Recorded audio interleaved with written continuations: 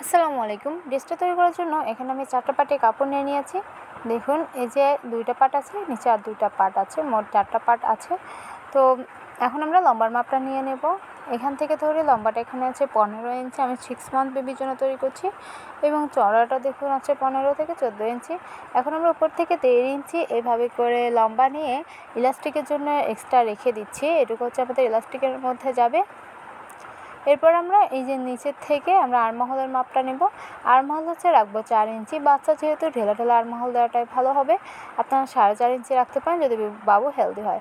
এখন তার হচ্ছে বুকের মাপটা 20 ইঞ্চি, আমি আরেকটু 2 ইঞ্চি বাড়িয়ে 22 ইঞ্চিতে মার্ক করছি, এবং 1 ইঞ্চি নিচ্ছি এক্সট্রা সেলাইয়ের জন্য। যেহেতু 4টা বাজে আছে, তো 5.5 ইঞ্চি নিলে পারেই 22 ইঞ্চি হবে বডি। এখান থেকে আমরা হাতার মাপ নেব। এখানে হাতার ঘেরের মাপ নিচ্ছি 6.5 ইঞ্চি, অর্থাৎ এটা ছাড়িয়ে নিলে তখন হবে 13 ইঞ্চি। এখন আমরা এভাবে করে শেপ করে নিচ্ছি। এটা হচ্ছে সেলাই করলে আরও ভালোভাবে বুঝতে পারবেন কোন দিকটা আসলে হাতা হবে। এবারে এইভাবে করে আমরা কেটে নেব।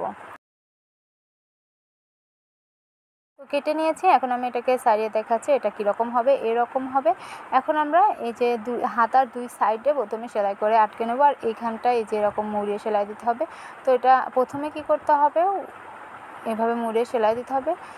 জামাটাকে উল্টো পাশ করতে হবে, এবং এই সাইডে একটা সেলাই দিতে হবে, এই সাইডে একটা সেলাই দিতে হবে। ঠিক আছে, তো আমি 2টা সাইড এভাবে করে সেলাই দিয়ে নিচ্ছি। সেলাই দিয়ে নেওয়ার পরে দেখুন, সেলাই দিয়ে নেওয়ার পরে উপরের দিকে এরকম মুড়িয়ে সেলাই করে এবার যে 1.5 ইঞ্চি এক্সট্রা রেখেছিলাম ওইটা এইভাবে করে মুড়িয়ে ধরে সেলাই করব। এটার মধ্যে দিয়ে এলাস্টিক দিব। এখানে একটু ফাঁকা রাখতে হবে, মানে বাদ রেখে আবার সেলাই দিতে হবে। এই জায়গা দিয়ে আমরা এলাস্টিকটা ইনসার্ট করব।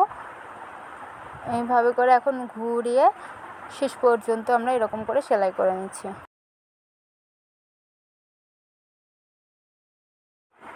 সেলাই দিয়ে নিয়েছি, দেখতে পাচ্ছেন। এরপরে আমরা নিচের এই হাতার অংশটা সেলাই করে নেব মুড়িয়ে। এই পাশটা এই যে এইভাবে করে ধরে এরকম মুড়িয়ে সেলাই করব। এই পাশ দিয়ে কিন্তু আমরা আমাদের হাতটা বের হবে, ঠিক আছে। তো আমি এইভাবে করে মুড়িয়ে সেলাই করে নিচ্ছি। 2টা হাতায় এভাবে করে সেলাই করতে হবে মুড়িয়ে মুড়িয়ে।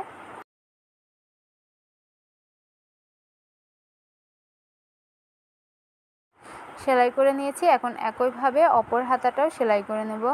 এই যে এই সাইডটাও একইভাবে সেলাই করে নিচ্ছি।